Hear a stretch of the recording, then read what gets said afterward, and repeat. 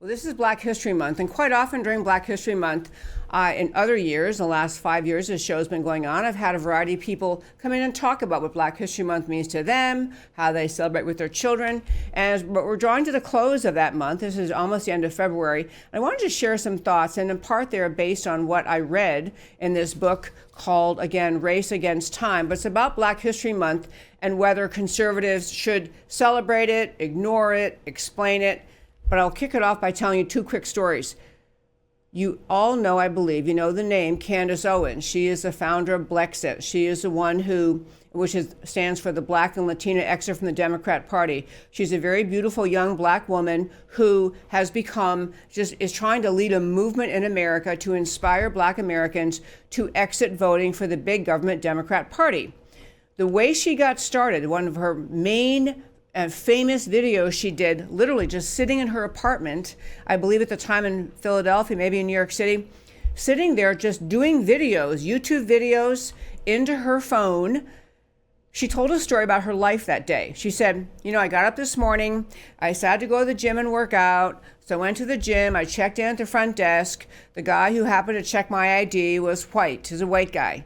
And then I went over to the workout area, and the guy who gave me my towel is an Asian guy, and then the guy who helped me on the equipment was a Hispanic guy. And then afterwards, on the way home, I stopped at Starbucks, and the person who waited on me, gave me my drink, was whatever she said, white guy, Black guy. And her point was that in real life America, in this era, and we're now, this was occurring during 2019 or maybe in 2018, but in this era, most of us in America have very normal, happy, and very comfortable interactions in our society with people of all different races. We don't spend all day long categorizing people we see, making assumptions about them based on the color of their skin, about whether they're smart or not smart, friendly or not friendly, going to be nice to me or not. We simply interact as Americans. And so she just basically said, all this focus on race in our society, it really distorts what's true about America, which is we all get along for the most part. No one's saying America is perfect. Yes, there are racists of all different skin colors and national origins in this country, but overall, the country is a great country, a wonderful country filled with people who, for the most part, regardless of their skin color, want to do the right thing, want to treat their neighbor with respect, want to love their neighbor as themselves. This is so that she did that video, she went to bed, and she tells a story, many speeches, got up the next morning, and it had whatever the crazy number was, 26 million views worldwide. And it was that, along with other videos she's done, that launched her into the Blexit movement. So back to Black History Month, I will tell you that I know some Black conservatives say we ought to stop celebrating Black History Month. That is just, when we celebrate it, we're kind of encouraging the left-wing, hyphenated America, divided America mindset. The left wing in this country works very hard to divide us into hyphenated groups and assume that they can somehow pit those groups against each other. So you have African Americans and Asian Americans, Hispanic Americans, whatever else, white Americans, LGBTQ Americans, and the left's entire political purpose and everything they do is to force people into those categories, sign up for the one that fits you best, and then they tell you what you're supposed to believe and that they will fix your problems for you, and they tell you that you're a victim. So many Black conservatives have said, why don't we stop doing this? Because we're just kind of accentuating that hyphenated America picture of the world. But I have a dear friend who is a Black conservative woman, nationally known leader, very outspoken, and I was talking with her about Black History Month about 2 years ago. What she had to say was she really likes the idea that in this country we have a month dedicated to celebrating the lives and accomplishments of many Black Americans from long ago, from maybe even before slavery, but during slavery, after that, all the way up until today, that we honor the lives of Black Americans who have done great things for our country, who are inventors, who are writers, who are successful lawyers, successful in medical research, successful in history in a variety of ways, leading movements, standing up and speaking up for things. She loves to have the lives of Black Americans celebrated because, she says, it helps with her grandchildren who otherwise may be drawing the impression of what it means to be a Black American from Hollywood, from movies, from television shows, from all sorts of things that have, as she says, most often you have too many times at least, you have the Black character in movies and television shows is the one who is the bad guy, is violent, is in some other way not a role model. And she said Hollywood's done this for so long, and rap music and singers and the lyrics they choose. So she said she loves the idea of having a month when everyone's trying to celebrate the successes and virtues of Black Americans who've actually done great things for America, because it helps her grandchildren reject the picture that society is trying to paint for them of what exactly they're supposed to agree with and celebrate.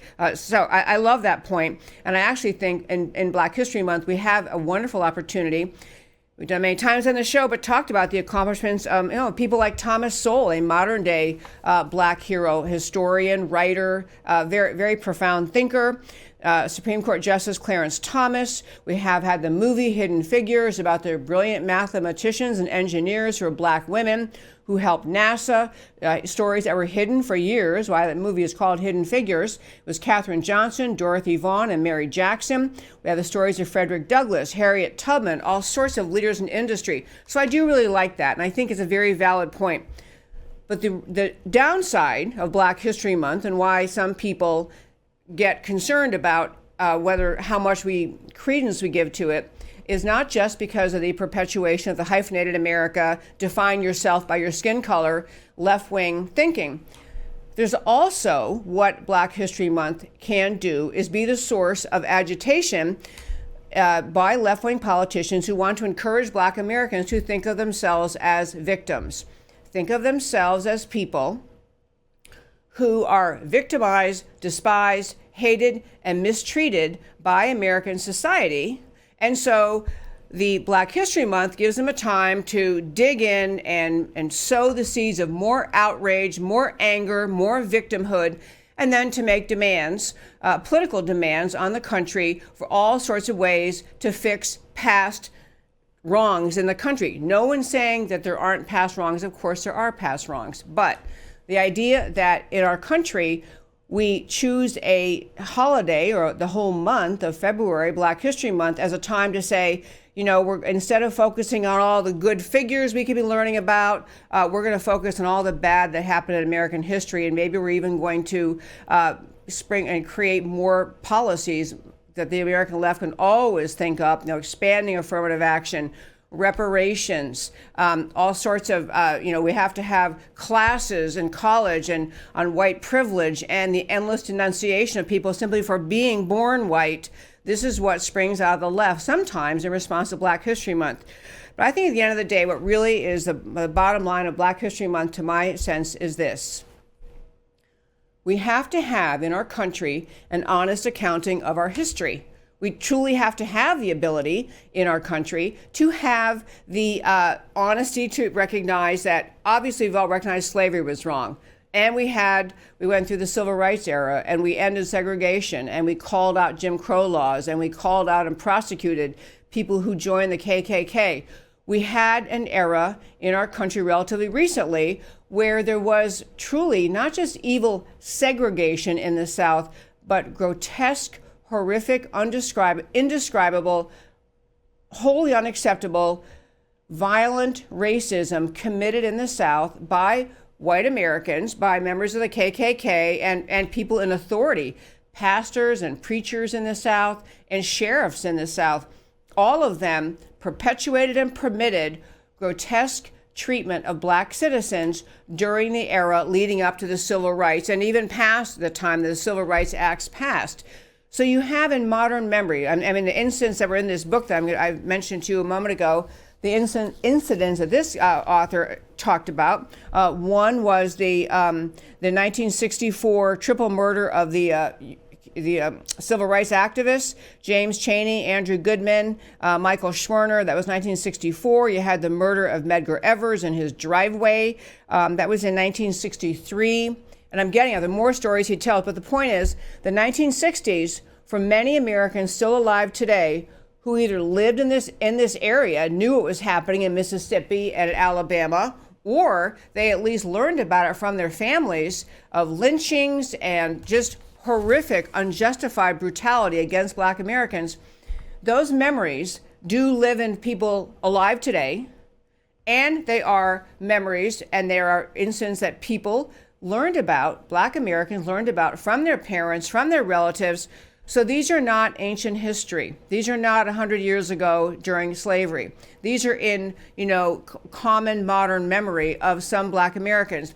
And I raise all that to say, to my sense of Black History Month, I love Star Parker's idea. Star Parker is the one who was talking about her grandchildren having been appreciating that her grandchildren got to watch the celebration of accomplished Black Americans. But I also like the idea of being honest about America's history, what happened, and having that exposed, and so we understand what happened in the South and other places, but mainly the civil rights era murders and Medgar Evers and the church bombings were all undertaken by the KKK in the South.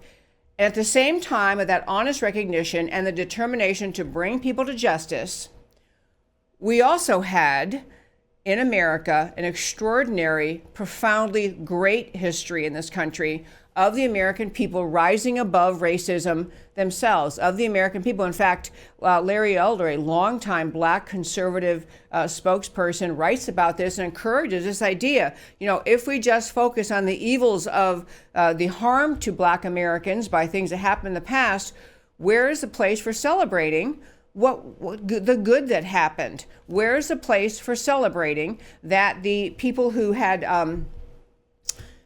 who participated in ending segregation, in ending slavery, in ending the KKK and exposing them, white people who helped to bring other people to justice? Where is the rightness of that? And the broader sense of the American people, from the time of the founding of our country, we had a constitution that wasn't perfect. It acknowledged the existence of slavery. It didn't give women the right to vote.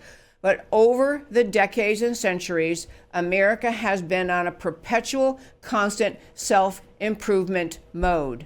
Perpetual and constant self-improvement mode. We've been trying in this country. We have accomplished major things. We've gone from not just ending slavery. We had the abolitionist movement in the North, which brought a lot of people out in public denouncing slavery. We had the Civil War. We had the Civil Rights era, the passage of Title VII, which was a federal anti-discrimination law, a magnificent tribute to the willingness of Americans to say, not just we're going to try to act better, but we're going to actually pass laws and make this past racism unacceptable, make it unlawful, make it prosecutable. We're going to actually put the power of the federal government and law behind our commitment to racial equality.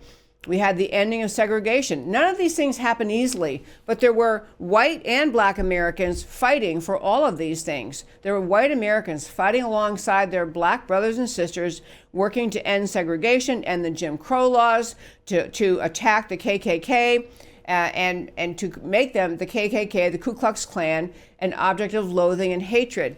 And so to wrap up the first five today about, which is more than five, but there you go, which is about the Black History Month, I just think it's really important to move our country forward in a way that we listen to each other, we understand each other, but we move forward. We're willing to give honest acknowledgement and admit that the people who we are honoring, the Black Americans that we honored, there are many Americans in history in our country that we should have been honoring all along. We're going to do that more.